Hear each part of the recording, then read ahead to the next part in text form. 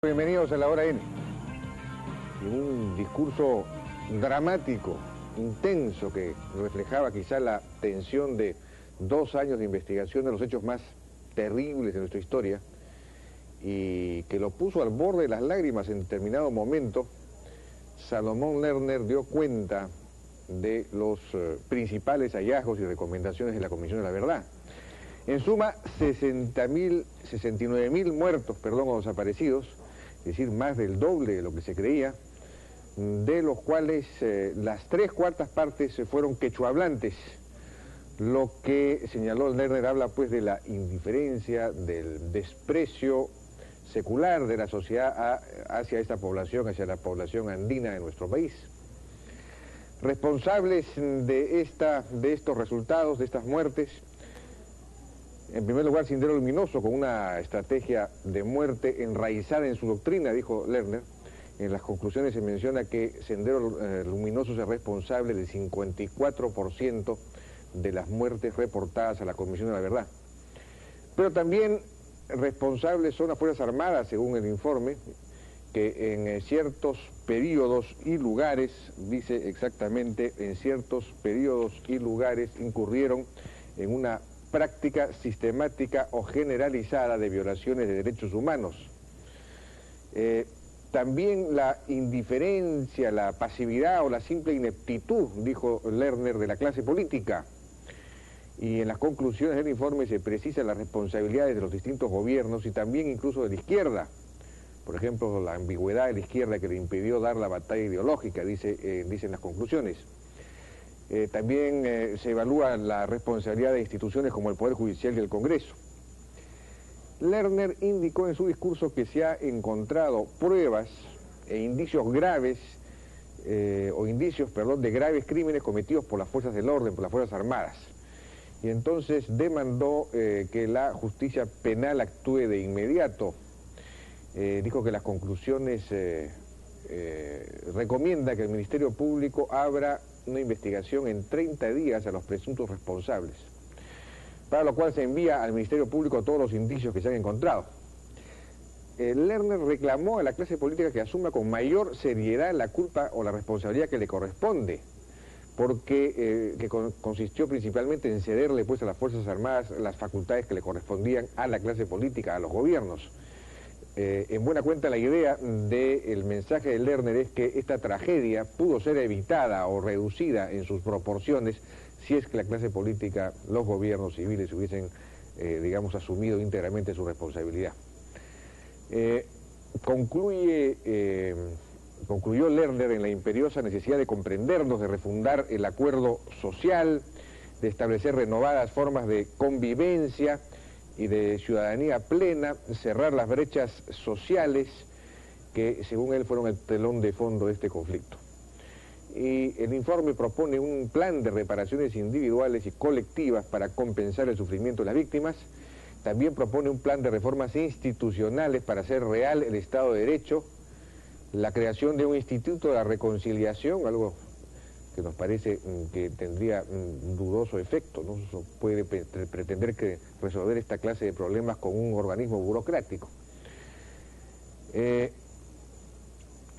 A mi juicio, es un informe titánico, gigantesco, cuyas conclusiones intentan conseguir un equilibrio, logran un cierto balance en el análisis, pero a mi juicio no se jerarquiza suficientemente, no se marca la diferencia cualitativa entre la violencia ideológica y deliberada de Sendero Luminoso y la violencia, reactiva de las Fuerzas Armadas.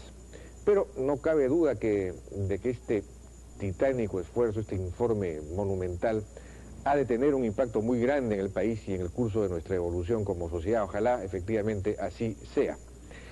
Vamos a estar en el programa ahora con Marta Chávez, con Jorge del Castillo, Víctor Andrés García Belaúnde y Susana Villarán en una mesa de análisis, y luego con el vicealmirante Luis Giampietri y el general Jaime Ríos Araico para conocer la reacción de las Fuerzas Armadas ante el informe de la verdad, la Comisión de la Verdad, una mesa de políticos y una de militares. Regresamos. Y bien, estamos ahora con nuestro panel de invitados políticos para conocer la reacción de la clase política ante este informe de la verdad que cuestiona precisamente el papel que desempeñó la clase política en el conflicto interno.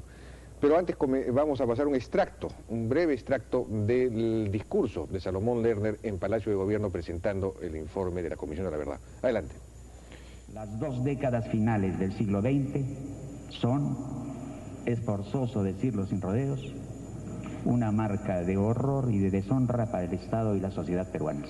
La Comisión ha encontrado que la cifra más probable de víctimas fatales en esos 20 años supera los 69.000 peruanos y peruanas muertos o desaparecidos a manos de las organizaciones subversivas o por obra de agentes del Estado. Y la lista que entregamos hoy a la Nación es demasiado grande como para que en el Perú se siga hablando de errores o excesos de parte de quienes intervinieron directamente en esos crímenes. Y la verdad que hemos encontrado es también demasiado rotunda como para que alguna autoridad o un ciudadano cualquiera pueda alegar ignorancia en su descargo. El informe que le entregamos expone pues un doble escándalo, el del asesinato, la desaparición y la tortura en gran escala, y el de la indolencia, la ineptitud y la indiferencia de quienes pudieron impedir esta catástrofe humanitaria y no lo hicieron. De cada 4 víctimas de la violencia, 3 fueron campesinos o campesinas cuya lengua materna era el quechua, un amplio sector de la población históricamente ignorado, hasta en ocasiones despreciado, por el Estado y por la sociedad urbana, aquella que sí disfruta de los beneficios de la comunidad política. La Comisión de la Verdad y Reconciliación exige y alienta a la sociedad peruana en su totalidad a acompañarla en esta demanda para que la justicia penal actúe de inmediato, sin espíritu de venganza, pero al mismo tiempo con energía y sin vacilaciones. Mostramos en estas páginas de qué manera la aniquilación de colectividades o el arrasamiento de ciertas aldeas estuvo sistemáticamente previsto en la estrategia del autodenominado Partido Comunista del Perú, Sendero Luminoso. Hemos comprobado con pesar que agentes de las Fuerzas Armadas y las Fuerzas Policiales incurrieron en la práctica sistemática o generalizada de violaciones de derechos humanos y que existen, por tanto, fundamentos para señalar la comisión de delitos de lesa humanidad. Ejecuciones extrajudiciales, desapariciones, masacres, torturas, violencia sexual dirigida principalmente contra las mujeres y otros crímenes igualmente condenables conforman por su carácter recurrente y por su amplia difusión lo que aparece como patrones sistemáticos de violaciones a los derechos humanos que el Estado peruano y sus agentes deben reconocer y subsanar. La clase política que gobernó o tuvo alguna cuota de poder oficial en aquellos años tiene grandes y graves explicaciones que dar al Perú. Hemos realizado una reconstrucción fidedigna de esta historia y hemos llegado al convencimiento de que ella no habría sido tan terrible sin la indiferencia, la pasividad o la simple incapacidad de quienes entonces ocuparon los más altos cargos públicos. Este informe señala pues las responsabilidades de esa clase política y nos lleva a pensar que ella debe asumir con mayor seriedad la culpa que le corresponde por la trágica suerte de los compatriotas a los que gobernaron.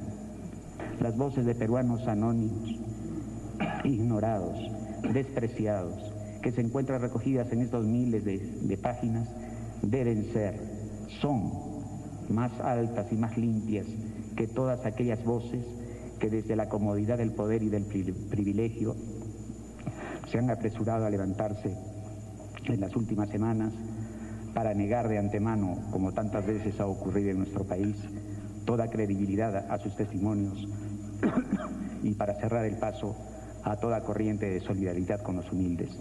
Presentamos este informe en homenaje a todos ellos.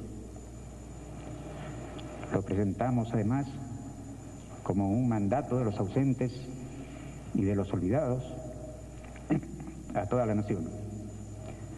La historia que aquí se cuenta habla de nosotros, de lo que fuimos y de lo que debemos dejar de ser. Esta historia habla de nuestras tareas. Esta historia comienza hoy, señor presidente. Y bien,